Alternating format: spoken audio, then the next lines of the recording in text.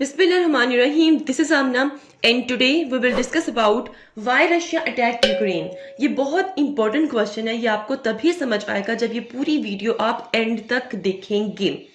तो 24 फरवरी 2022 को रशिया ने यूक्रेन पे जमीनी और हवाई अटैक कर दिया।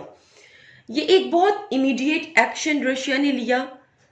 कौन सा एक्शन ये मैं भी आपको आगे बताऊंगी।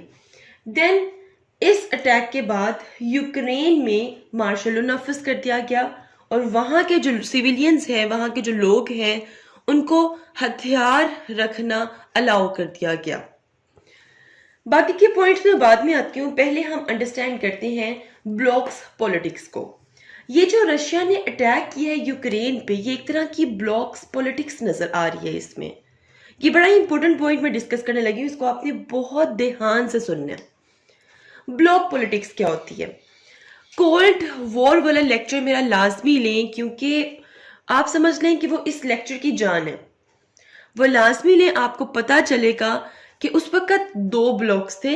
एक ब्लॉक था यूएसए का और एक ब्लॉक था रशिया का। मैं ये बात यहां पर क्यों कर रही हूं भाई? इस अटैक का इससे क्या लिंक है? इस अटैक का बहुत गहरा लिंक है ब्लॉक पॉलिटिक्स से। पूरी दुनिया ब्लॉक पॉलिटिक्स पे ही चल रही है।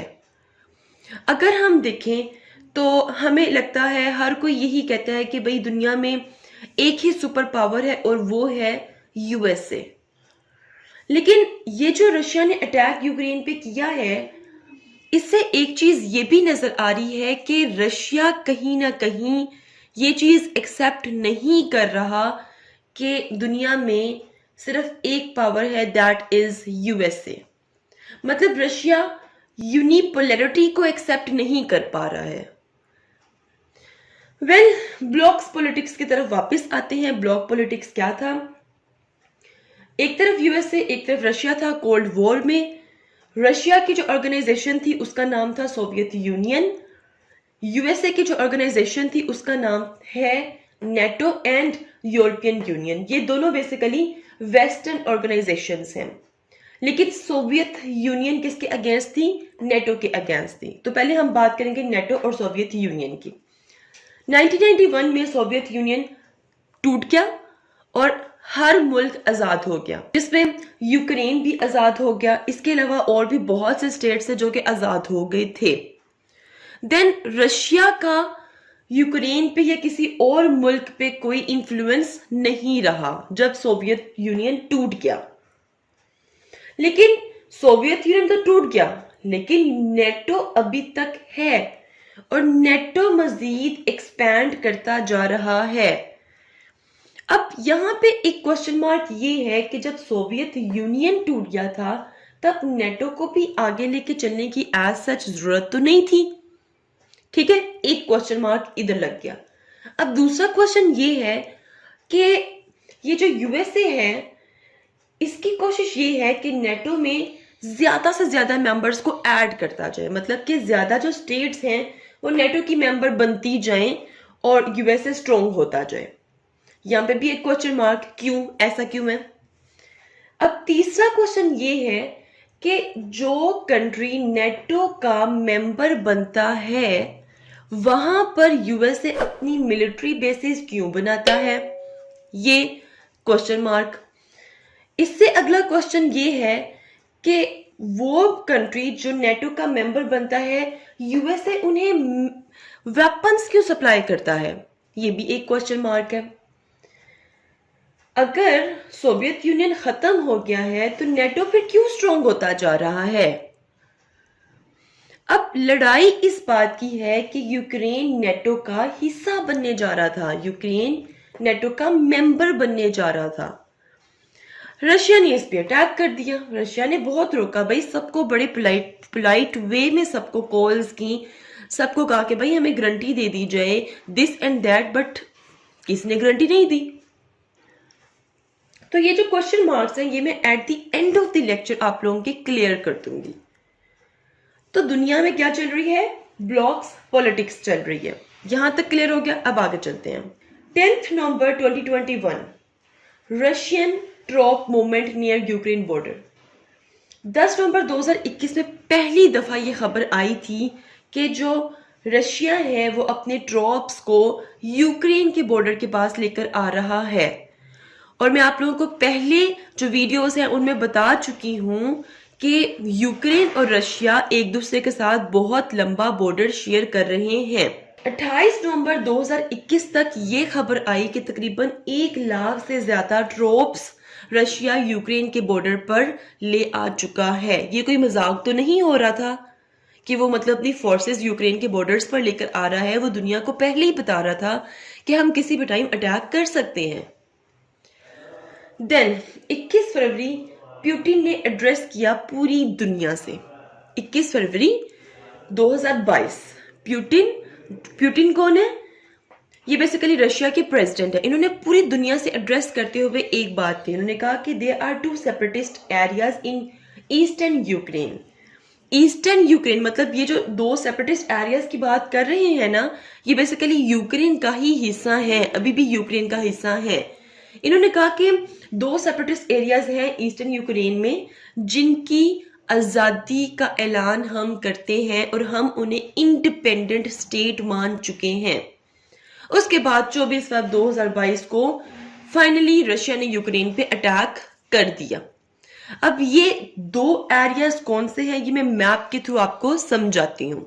Now this slide is very very very important. ये आपने बहुत ध्यान से अंडरस्टैंड करनी है।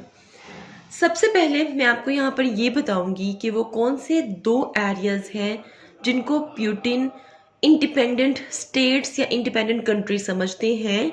और 21 फरवरी 2022 को पुतिन ने पूरी दुनिया से कहा था कि हम इन 2 एरियाज को इंडिपेंडेंट स्टेट कंसिडर करते हैं, इनके सॉवरेनिटी को रिकॉग्नाइज करते हैं, इनकी आज़ादी को रिकॉग्नाइज करते हैं और हम इमीडिएट एक्शंस लेंगे। सो वो 2 एरियाज हैं डोनेट्स्क एंड लुहांस्क। ये बेसिकली डोनेट्स्क एंड लुहांस्क के बेसिकली यूक्रेन के ही पार्ट्स हैं। आपने कंफ्यूज नहीं होना, ये दोनों यूक्रेन के पार्ट्स हैं। लेकिन हुआ क्या था कि जब 2014 में रशिया ने क्रीमिया पर अटैक किया था तब कुछ रूसी जो बागी थे उन्होंने इन 2 एरियाज के कुछ हिस्से पर कब्जा कर लिया। ये जो हाईलाइटेड पोर्शन है ये आपको बता रहा है कि डोनेट्स्क और लुहांस्क इन दोनों के सिर्फ इन एरियाज पर रूसी बागियों ने कब्जा कर लिया था। पुतिन इन एरियाज को सेपरेट कंट्रीज की तरह कंसीडर करते हैं। तो सेपरेटिस्ट कंट्रोल एरियाज, अब ये जो एरियाज हैं ये सेपरेटिस्ट कंट्रोल है। इसका मतलब ये है कि यहाँ पे यूक्रेन की गवर्नमेंट का कोई भी कंट्रोल नहीं है। Areas lie on Russian borders. ये जो एरियाज हैं ये रशियन बॉर्डर्स के बिल्कुल साथ हैं और इनको रशियन ऑक्युपाइड भी कहा जाता है। यहाँ पे रशिया का बहुत ज़्यादा इन्फ्लुएंस है।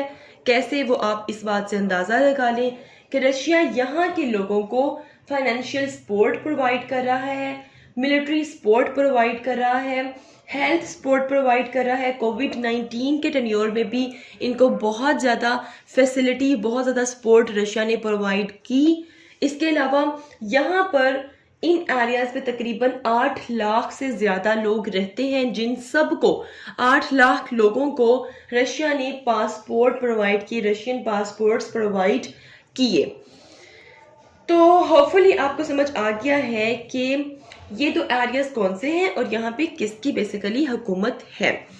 अब हम बात करते हैं मिन्स्क एग्रीमेंट। ये एग्रीमेंट बहुत इंपॉर्टेंट है, इसको अंडरस्टैंड कर लें। ये जो अटैक रशिया ने यूक्रेन पे किया है ये बेसिकली इसको वायोलेट किया है, ठीक है, इसको नल करार दे दिया एक तरह से रशिया ने। मिन्स्क एग्रीमेंट 2015 में साइन किया गया था रशिया और यूक्रेन की गवर्नमेंट में और ये डिसाइड हुआ था कि ये जो एरियाज हैं इनको कोई भी तंग नहीं करेगा, इनको ऑटोनॉमी दे दी जाएगी। यहाँ पे जो गवर्नमेंट है उसको एक्नॉलेज किया जाएगा, यूक्रेन की गवर्नमेंट इसमें इंटरफेयर नहीं करेगी, ठीक है, यहाँ पे कोई लड़ाई झगड़ा नहीं होगा। जबकि इससे पहले यहाँ पे इन एरियाज में मुसलसल जंग हो रही थी। कैसे जंग हो रही थी? मतलब कि यूक्रेन की फोर्सेस और यहाँ पर जो सेपरेटिस्ट है, इन दोनों में मुसलसल लड़ाइयाँ होती जा रही थी, जिसकी वजह से कोई 14,000 लोग यहाँ पर मारे गए थे। तो इस एग्रीमेंट में फाइनली ये डिसाइड हो चुका था कि अब कोई भी इंटरफेयर नहीं करेगा और इनको सेपरेट कंट्री, सेपरेट स्टेट के तौर पर ही एक्नॉलेज कर लिया जाएगा। यहाँ पे जो गवर्नमेंट है उसको एक्नॉलेज किया जाएगा। लेकिन रशिया ने यूक्रेन पे अटैक करके इस एग्रीमेंट को एक तरह से ख़त्म कर दिया, नल कर दिया। इंटरनेशनल लॉ की भी वायोलेशन की है और इसके अलावा जो एग्रीमेंट है इसकी भी वायोलेशन की है। तो ये जो एरियाज है इनको हथियार बनाकर, इनको वेपन बनाकर, इनकी आप कह सकते हो लॉजिकल रीजनिंग देकर रशिया ने यूक्रेन पर अटैक कर दिया। अब हम बात करते हैं कि रशिया ने अपनी फोर्सेस को किस किस जगह पे डिप्लॉयड किया था और किन किन रस्तों से, किन डायरेक्शन से रशिया ने यूक्रेन को सराउंड किया। रशिया ने बेलारूस, यहाँ से भी अपनी जो फोर्सेस हैं वो यूक्रेन भेजी, ठीक है। रशिया और यूक्रेन के बॉर्डर से भी यूक्रेन में आई फोर्सेस। इसके अलावा क्रीमिया से भी जो फोर्सेस हैं रशिया की वो यूक्रेन में एंटर हुई।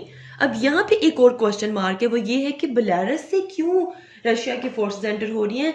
यहाँ पर आपको ये बताती जाऊं कि यहाँ का जो डिक्टेटर है वो भी रशिया के इन्फ्लुएंस में है, दैट्स वाई रशिया की फोर्सेस यहाँ से भी एंटर हुई। तो आप कह सकते हो कि 3 जगह से, 3 डायरेक्शंस से रशिया ने यूक्रेन को सराउंड किया, ठीक है। और रशिया के जो फोर्सेस हैं, ठीक है, उन्होंने टारगेट किसको बनाया? वैसे तो उनका टारगेट सिर्फ यही होना चाहिए था, लेकिन उन्होंने टारगेट किसको बनाया? यूक्रेन के कैपिटल कीव को। और इसके अलावा जो दूसरे शहर है वहां पर भी रशिया की जो फोर्सेस है वो एंटर हुई। अच्छा, अब इसके अलावा मैं आपको यहाँ पर ये भी बता दूं कि इस टाइम कीव जो कैपिटल है यूक्रेन का, उसका बहुत बुरा हाल है। जिस तरह वर्ल्ड वॉर 2 के बाद जो स्टेट्स थी उनका हाल था, बिल्कुल वैसा ही कीव का हाल रशिया ने कर दिया है और बहुत सा लॉस यूक्रेन को होता जा रहा है। Now coming back to the topic of this lecture, why Russia attack Ukraine, ये जो क्वेश्चन है ये अभी पेंडिंग है। अब मैं आपको इसका जवाब दूंगी कि भाई रशिया ने क्यों यूक्रेन पे अटैक किया। क्या ये इतनी बड़ी बात थी कि ये 2 एरियाज इतने इम्पोर्टेंट थे कि रशिया ने किसी चीज़ का ख्याल नहीं रखा और बस यूक्रेन पे अटैक कर दिया? नहीं, इसके पीछे 2 प्लेयर्स हैं। वो 2 प्लेयर्स कौन से हैं ये हम डिस्कस करेंगे अपनी नेक्स्ट वीडियो में। इस वीडियो का पार्ट 2 बनाऊंगी, उसमें हम लोग डिस्कस करेंगे, वो लाजमी दिखेगा। ये जो पूरी जंग है ये एक्चुअली में रशिया यूक्रेन में नहीं है। यूक्रेन तो बेचारा ऐसे ही बीच में फंस रहा है और पिसता जा रहा है। इस जंग के 2 मेन प्लेयर्स हैं, वो हम पार्ट 2 में डिस्कस करेंगे।